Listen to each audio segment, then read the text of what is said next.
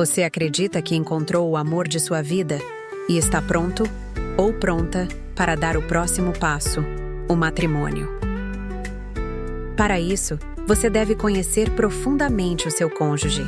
Não somente as qualidades, mas também os pontos fracos que precisam ser melhorados. Afinal, o matrimônio é também uma busca de perfeição.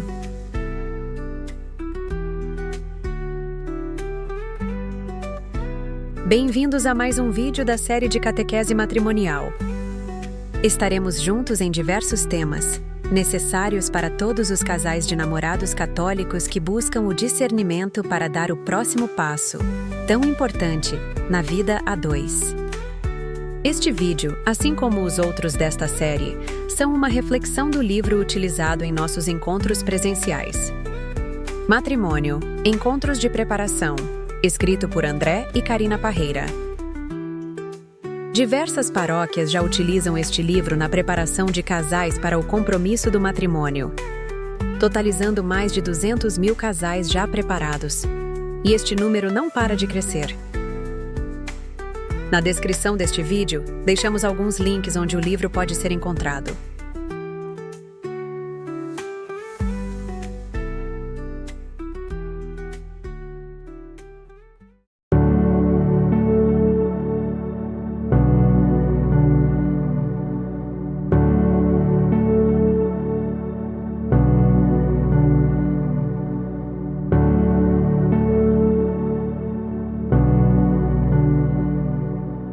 O conhecimento mútuo entre o casal é fundamental para a vivência do amor conjugal.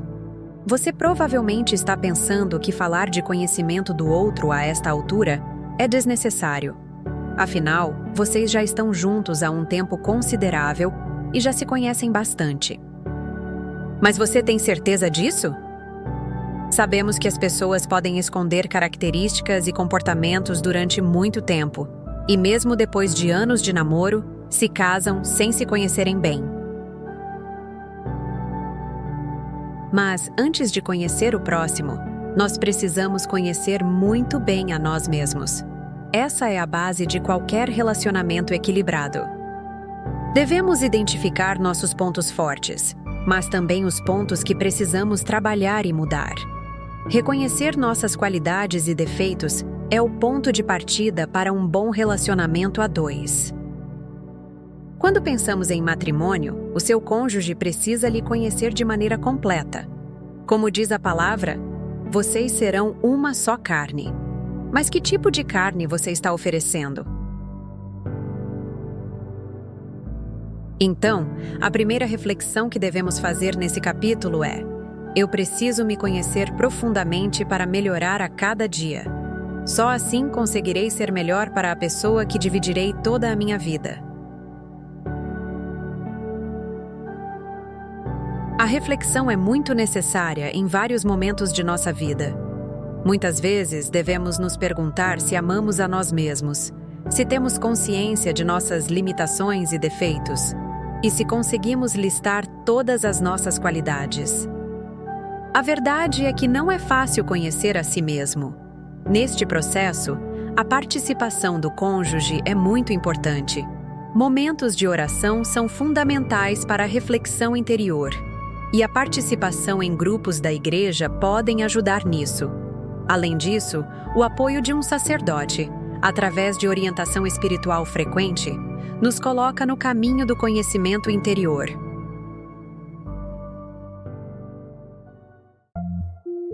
Agora que você já está no processo de se conhecer verdadeiramente, está na hora de deixar-se conhecer pelo seu parceiro ou parceira.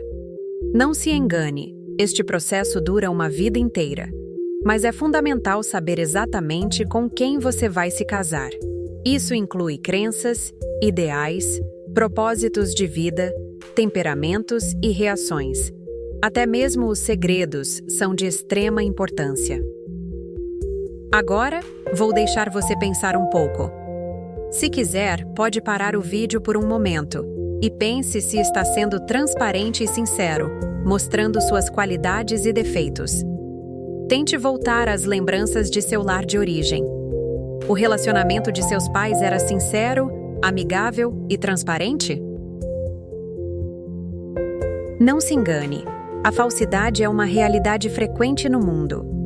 Não é difícil encontrar pessoas que constroem falsas imagens, na esperança de serem aceitas em lugares, grupos, famílias e, principalmente, relacionamentos amorosos. Muitas pessoas conseguem sustentar uma imagem e comportamentos que não são naturais de sua personalidade. E isso acontece no namoro, no período de noivado e até mesmo durante o casamento. Algumas destas pessoas acabam se revelando já nos primeiros meses de casamento, quando acreditam já serem donos do parceiro, seguros pela seriedade do casamento. Afinal, quem nunca ouviu a expressão popular de que, após ter se casado, aquela pessoa colocou as mangas de fora? É muito frequente ver pessoas dizendo que só conheceram realmente o cônjuge depois que se casaram. O que não deixa de ser verdade, pois somente o tempo faz o conhecimento se aprofundar. É um ato contínuo, que só o convívio de muitos anos proporciona.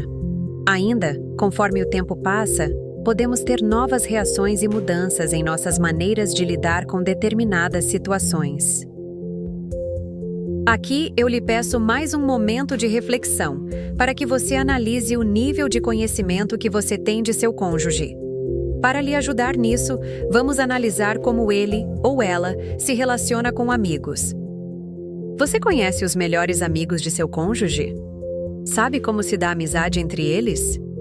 Ele possui algum amigo de infância que participou do crescimento dele? Olhando um pouco para a família, possui primos que são muito chegados? Lembre-se, estes questionamentos que estamos levantando são para encontrarmos amizades que são verdadeiras, onde é difícil haver falsidade. Se precisar, pode parar o vídeo por um minutinho. Pensem sobre isso e conversem um pouco sobre essas amizades. Depois de pensar um pouco sobre esse assunto, você deve ter percebido que é necessário um nível profundo de conhecimento do cônjuge para dar esse passo. Sabe o que isso quer dizer? Que vocês só podem caminhar para o altar se já forem grandes amigos. Se você quiser saber se o seu relacionamento possui um bom nível de maturidade, tenha certeza de que o posto de melhor amigo esteja ocupado pelo seu namorado. Isso vale para você também, homem. Sua melhor amiga deve ser sua namorada ou noiva. Você não deve se casar pensando que esta amizade vai surgir com o tempo. É bem possível que um casal já tenha anos de casamento, totalmente fiel, forneçam uma boa educação para os filhos, mas no fundo não sejam bons amigos. O coração pode estar distante, guardando segredos para o outro, nutrindo projetos individuais. Me diga, você diria que isso é viver uma só carne? Mas como podemos desenvolver essa amizade? A resposta é muito simples, até óbvia, e está no diálogo constante. A amizade entre os cônjuges é um assunto um pouco recente. Anos atrás, os casais mantinham um casamento pensando no compromisso assumido com a família. Muitas vezes o casamento acontecia por pressão dos pais. O número de divórcios era menor do que hoje, mas nem sempre era porque os cônjuges eram bons amigos. Era comum encontrar casamentos baseados na submissão quase serviçal, que aos poucos ia sufocando o encanto e a alegria de compartilhar uma vida a dois.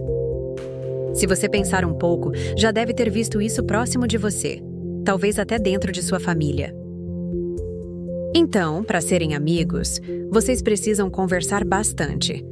Isso não é muito fácil, eu sei.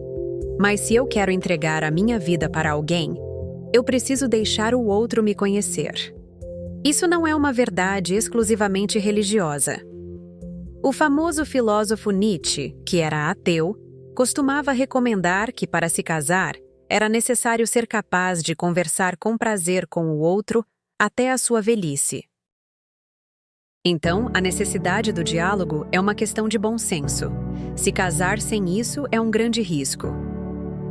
O diálogo é uma modalidade privilegiada e indispensável para viver, exprimir e maturar o amor na vida matrimonial e familiar. Então podemos dizer que o diálogo e a amizade são essenciais para o crescimento mútuo do casal. arrisco acrescentar que são uma das bases do matrimônio.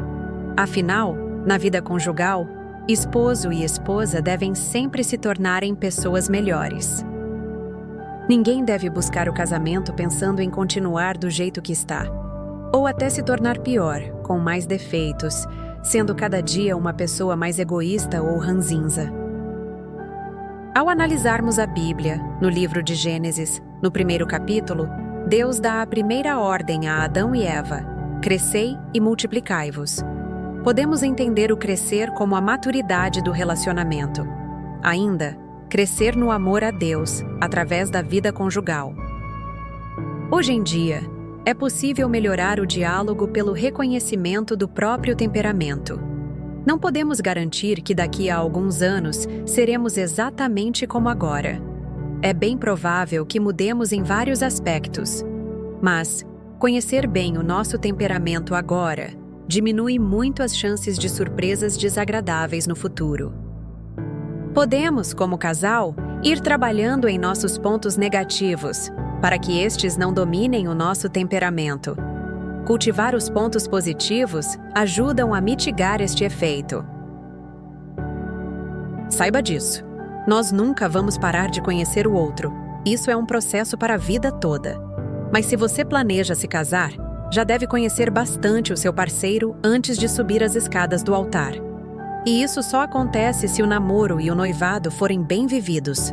Como estamos conversando aqui, com muito diálogo, vontade de conhecer o outro e, principalmente, abertura para se deixar conhecer. Vamos falar mais sobre isso. Quando nos abrimos para que outra pessoa nos conheça, sempre há comentários, sugestões e críticas de quem convive conosco. Isso é bem comum e natural em uma convivência. Desta maneira, os outros aprenderão que têm pontos de vista diferentes dos nossos. Mas se você está buscando o matrimônio, deve estar preparado para as críticas e ser capaz de analisá-las de forma serena. Como você se comporta diante das críticas de seu namorado? Você lida de maneira tranquila quando sua noiva faz alguma crítica? Precisamos aprender a conviver com pensamentos e comportamentos diferentes. Entender que devemos aceitar o outro com suas diferenças e até limitações. Se qualquer crítica é suficiente para que você tenha uma reação imediata de contestação, ou até mesmo uma briga, é sinal que você ainda não está pronto para uma vida a dois. Afinal, conviver é ouvir críticas constantes de quem lhe ama, não porque o outro não gosta de algo que você faça ou seja, mas muitas vezes porque ele quer o seu bem. Se vocês estão assistindo este vídeo e vivem juntos há muitos anos, tudo aqui também se aplica a vocês. O tempo que vocês possam ter juntos não os qualificam para o matrimônio, pois ele é algo muito maior. Ele é desejo de se doar completamente, de construir uma amizade completa e duradoura e ser de fato uma só carne. Mas, continuando, imagine um florista que cuida carinhosamente de suas flores. Frequentemente ele precisa realizar podas em suas mudas, para que elas cresçam e floresçam ainda mais. Assim deve ser a correção amorosa entre os cônjuges, aquela que mostra os defeitos e comportamentos inadequados que precisam ser corrigidos para que o relacionamento cresça e floresça. Chegamos a mais um momento de reflexão. Peço aqui que você reflita sobre comportamentos de seu cônjuge. Ou, se estiverem assistindo juntos, que conversem um pouco a respeito. Você consegue escutar qualquer crítica, refletir sobre elas, sem que isso leve a uma discussão? Por mais absurda que a crítica possa parecer? É importante que você pare o vídeo um pouquinho e pense de verdade sobre isso, talvez como nunca antes tenha pensado. Faça isso e continuamos em seguida.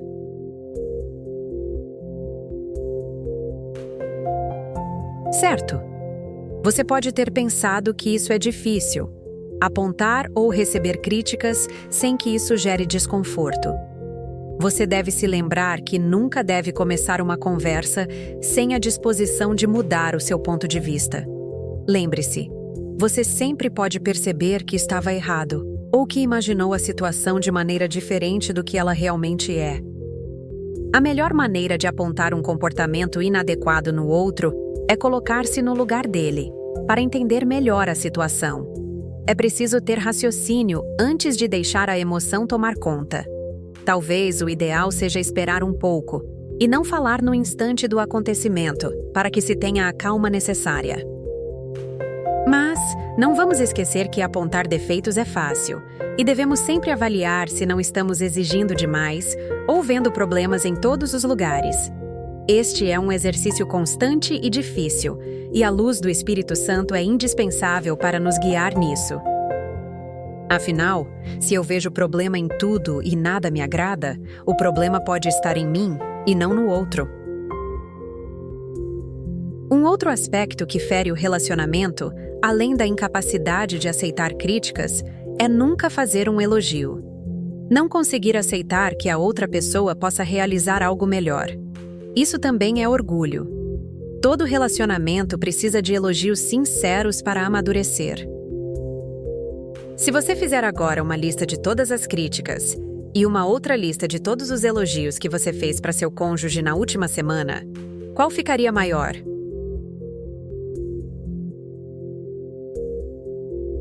Outra coisa que não podemos ignorar aqui é a importância do perdão em um relacionamento. Existem pessoas que têm muita dificuldade em perdoar os outros, mas mais difícil ainda é pedir perdão. Você precisa entender que o perdão não aponta o certo ou o errado. Não pedimos perdão porque erramos, mas porque magoamos a outra pessoa. Afinal, perdoa-se na medida em que se ama. Bem, conversamos tudo isso para que vocês entendam que é preciso ter a convicção de que o diálogo resolve os conflitos e, principalmente, evita que eles aconteçam. Porém, o diálogo precisa de disposição e coragem para conversar, sempre tentando buscar soluções, e não somente acusar.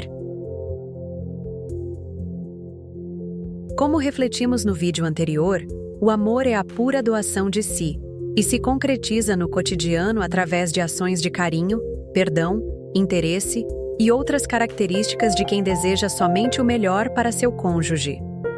Veja o nosso primeiro vídeo dessa série no card ali em cima. Chegamos ao final deste tema. O que você achou? Se não quer perder os outros vídeos de nossa série de catequese matrimonial, certifique-se de se inscrever no canal e ativar o sininho para ser notificado quando o próximo vídeo chegar. Encerramos o tema com uma leitura bíblica bastante conhecida. Você com certeza já a ouviu em alguns casamentos. Ainda que eu falasse as línguas dos homens e dos anjos, se não tiver amor, sou como o bronze que soa, ou como o símbolo que retine. Mesmo que eu tivesse o dom da profecia e conhecesse todos os mistérios e toda a ciência, mesmo que tivesse toda a fé, a ponto de transportar montanhas, se não tiver amor, não sou nada. Ainda que distribuísse todos os meus bens em sustento dos pobres, e ainda que entregasse o meu corpo para ser queimado, se não tiver amor, de nada valeria. O amor é paciente, o amor é bondoso. Não tem inveja. O amor não é orgulhoso, não é arrogante, nem escandaloso. Não busca os seus próprios interesses, não se irrita, não guarda rancor. Não se alegra com a injustiça, mas se rejubila com a verdade. Tudo desculpa, tudo crê, tudo espera, tudo suporta.